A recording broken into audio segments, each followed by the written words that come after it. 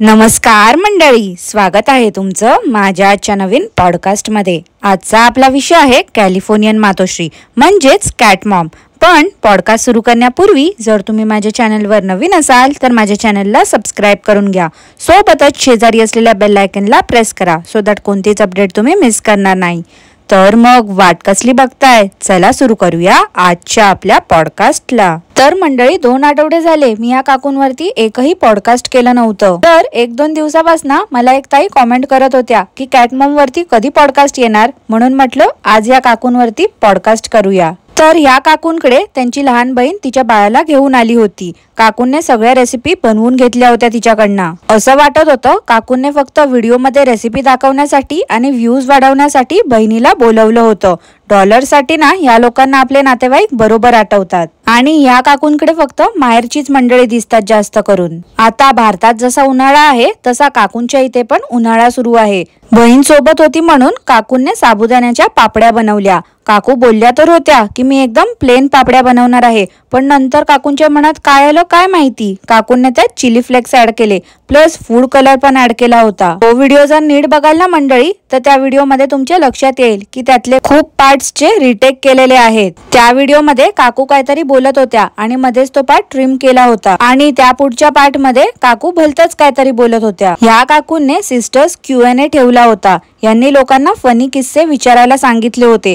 लोकांनी विचारलं होतं आगाऊ कोण आहे, जास्त भांडखोर कोण आहे दोघींमधलं। तर ह्या कॅट मॉमने लगेच बहिणीकडे बोट दाखवलं। त्या Q&A मध्ये जेवढे काही खोडकर प्रश्न विचारले होते या काकूंनी त्या सगळ्या प्रश्नांच्या उत्तरामध्ये बहिणीचंच नाव सांगितलं होतं। पण या दिसतात तेवढ्या शांत नाही आहेत हा मंडळी, असं मी नाही त्यांची बहीणच बोलत होती। एका ताईने या काकूंना प्रश्न विचारला होता की तुम्ही दोघी बहिणींमध्ये तुमच्या भावाला का नाही घेत, तर काकूंनी त्यावर उत्तर दिलं तो कॅमेरा फ्रेंडली नाही आहे आणि तसं पण मुलांचं वेगळंच असते ना।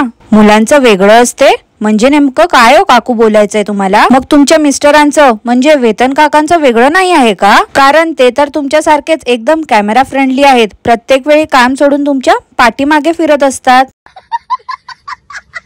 आता प्रश्न तर सगळे विचारले होते काकूंच्या बहिणीला, पण उत्तर तर सगळे काकूच देत होत्या। दुसऱ्या दिवशी काकूंच्या भाच्याचं फोटोशूट केलं होतं।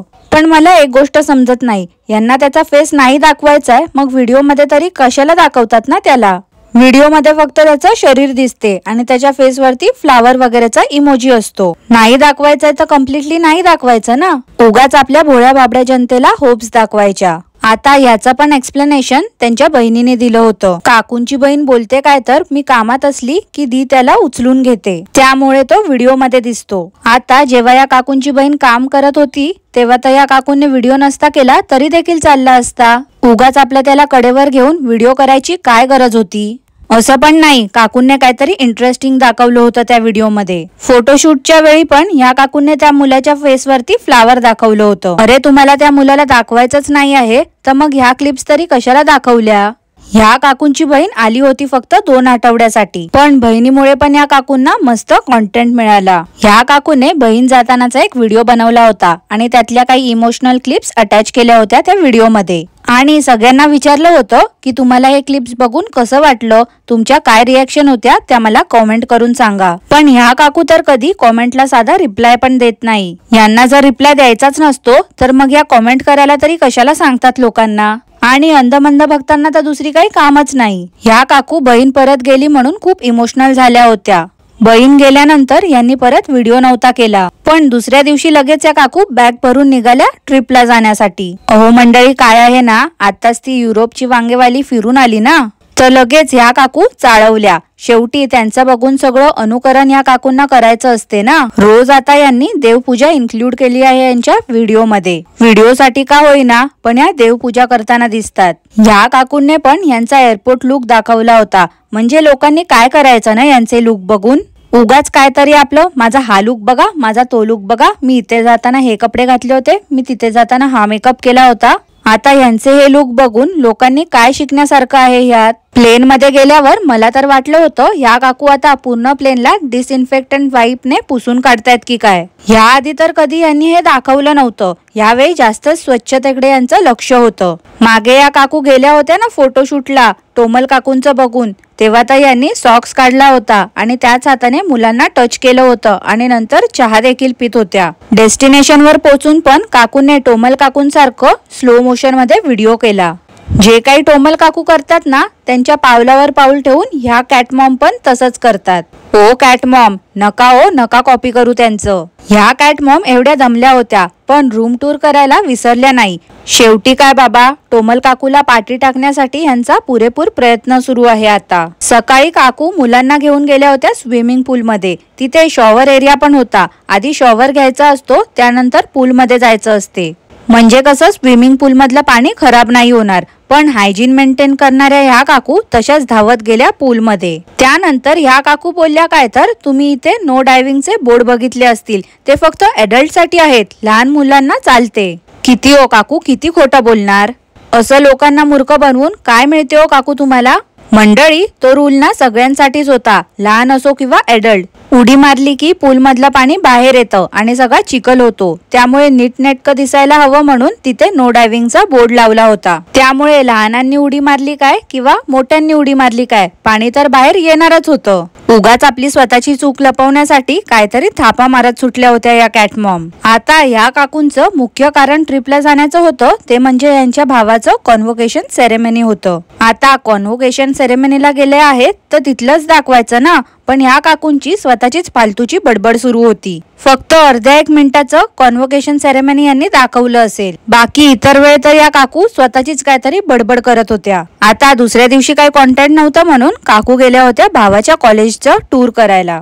पण यांचं काय झालं माहिती आहे का, त्या टोमल काकू नाही का त्या दिवशी सुट्टीच्या दिवशी गेल्या होत्या ज्वेलरी शॉप मध्ये, तसंच या काकूंना कल्पना चावलाचं स्मारक बघायचं होतं. पण त्या दिवशी सुट्टी होती आणि सगळं बंद होतं. काकूंना स्मारक बघायला मिळाला नाही.